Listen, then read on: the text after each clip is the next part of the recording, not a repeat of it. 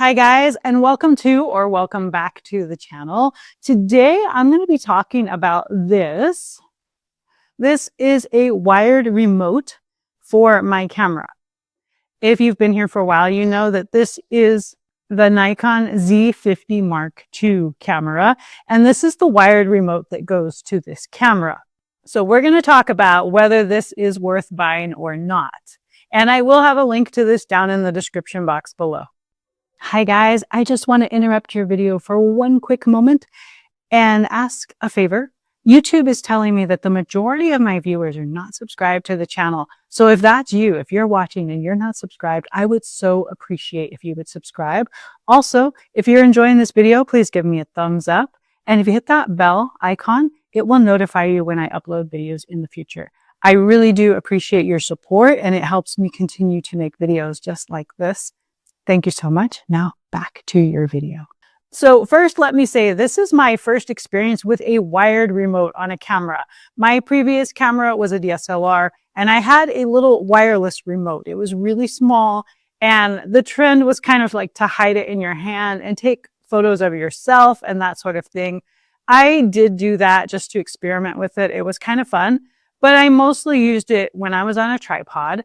And I had a slow shutter speed and I didn't want any blurring in my image because when you push the button, you are going to get a small amount of camera shake, to say the least. And so that's where I mostly used it. And that is where I'm using this. So there is a Bluetooth wireless remote for this camera. I can put a link to it in the description box in case you want wireless, but I have not tried it out. So I don't know how good it is or isn't. I personally did not see a need for a wireless remote this time around, and so I went with the wired.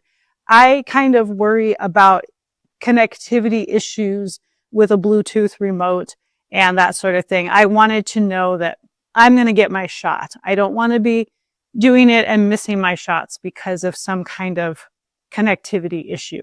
So wired worked for me, and so far I am really, really enjoying this. So this is a very small product actually, and the wire is not very long. You can certainly wrap this up and keep this in your pocket if you need to or want to. And it simply has one button on here, but it does have a feature where you can push the button down and up and it locks and it will just keep shooting, shooting, shooting, shooting.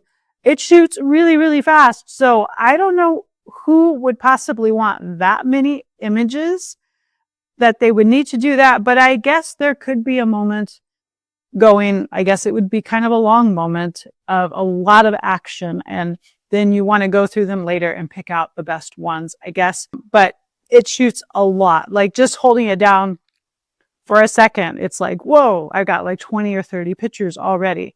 So just be warned, but it does have that feature in case that is something you think you would need.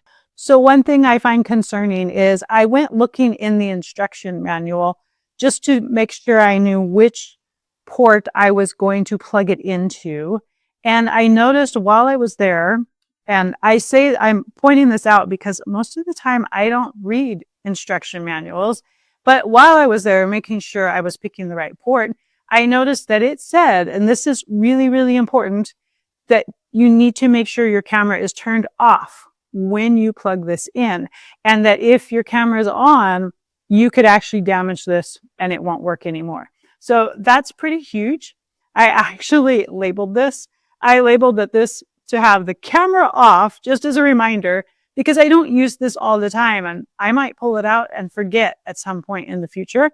And then I labeled that it is for the Z50 Mark II because I do hope to get a second camera, a full frame camera in the future. And I want to make sure I know which remote goes to which camera at that point. So my camera is off and we're going to open up.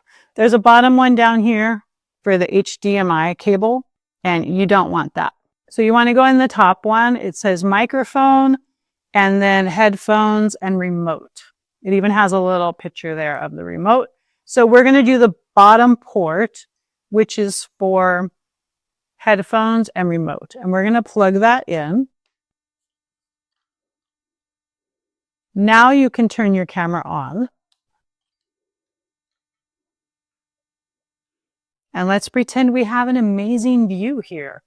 I most often have been using this when I go to the eagle nest. If you follow my channel, you've seen me going to an eagle nest. And I will just set up my tripod, put my camera on the tripod, and I hang out for an hour or two. And so I just watch my screen. And then if there's some good action going, I look through the viewfinder to get a better shot, especially right now they have a little eaglet in the nest. And it's pretty far away. So it's hard with my eyes. And it's even still a little hard on the screen to see where the baby is at. If it's a good position, you know, a good pose for the picture, and I will do that. But the whole time I've got this in my hand. And the beautiful thing is, while you're on a tripod, you can lower your shutter speed because you don't have the camera shake. And then you get better lighting, especially I'm there early in the morning. Sometimes this morning it was kind of foggy. I was there this morning. Sometimes the sun isn't up yet and I see something really cool happening that I want to photograph. And I don't want super high ISO grainy pictures. So I'll drop my shutter speed and get better lighting that way. And then I don't have to worry about camera shake. Plus, if it's like this, my arm gets tired if I'm keeping my arm up here to keep pushing the button to capture the pictures. So it's actually just so nice to just stand there looking into my camera with this in my hand, and I can just push this whenever I want to take a picture. And it went to sleep while I was talking. So let's wake it up and I will show you. Let's see if you can see my screen. If you can see my screen, it's just on the wall, but I'm going to push it and there you go. You see? It takes the picture. And then if I hold it down, see how it just keeps going? And then you can hold it and lock it. And look, I'm not even touching it. It's just going. And then you unlock it. So that's how you set it up and use it. And a lot of times I actually just hang it here because if I hang it down here, it's pretty low. I have to bend down and get it every time I need it. So a lot of times I hang it like right here. And it's right here. Just make sure you don't have it in a position where you're pulling as you're using it, because it does shake the camera even just a little bit. But if you have a low shutter speed, that's going to show in your picture. So those are my tips. So I don't think this would be particularly good for doing selfies, especially group shots. I mean, maybe you could pull off taking a picture of yourself with this, but it's not that long, which I appreciate because I'm really just using it like this. And it's a nice length for what I'm doing, but depending on your needs. I think if you want to be doing selfie photos with a remote, I think you should probably get the Bluetooth one. At some point I might get it. And if I do, I will for sure do a video on it. Maybe Nikon will send it to me and let me try it out for free. And then I'll make a video for you guys. That would be really cool too. I will say, I have to be honest, that's just me. And I don't see the point in doing a review video unless you're going to be honest. In all honesty, I love everything about this except it just feels really cheap and flimsy, like it's going to break, to be completely honest.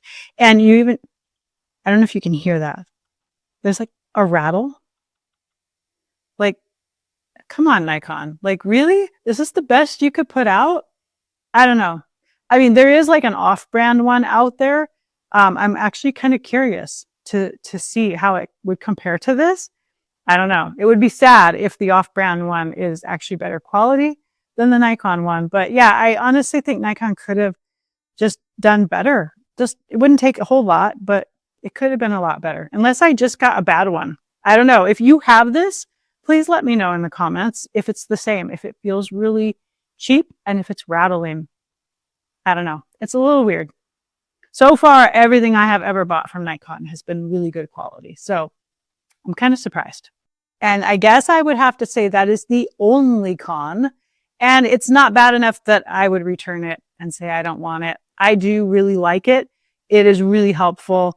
You know, I do plan to do photos of the moon. I used to do that a lot with my DSLR, and that's where I used my remote the most. So I do plan to do more of that. and just other stuff. It's just really nice to be able to throw it on a tripod and lower your shutter speed and not have to worry about camera shake. And this is small enough that you can just carry it in your pocket if need be. You just got to remember to turn that camera off before you put it in there. So who is this for? Well, anybody who's using a tripod, especially with low shutter speeds, that could be wildlife photographers, nature, landscape photographers. It could be people who are photographing the moon and the sky. I think there's a lot of situations that could definitely use this. But for sure, if you've got a tripod, I think you should have this in your arsenal. And who should skip it? Who is it not for? Well, definitely if you're not using a tripod ever, and some people don't, it's just their style. It depends what they're photographing. Then I would say it's really not needed because it's not going to really help you for doing like selfies. Honestly, these cameras have so many programmable modes now. You could program it to take a picture every so many seconds. And you can even flip the screen around so you can see yourself on it and just pose and just keep getting pictures going like without a remote. So I kind of feel like that isn't really needed anymore. That it's the only need I really see now is for avoiding camera shake. And if that's not an issue for you and your style of photography, then I would say you could totally skip this. So I hope this was helpful. If you've used this, I would love to hear in the comments how you liked it, how it worked, how the quality was for the one you got. Maybe I just got a bad one. I'd really like to know. If you're planning or hoping to get it, leave me a comment too and let me know what you're going to use it for. So thank you so much for joining me today. Have a great day, guys, and God bless you.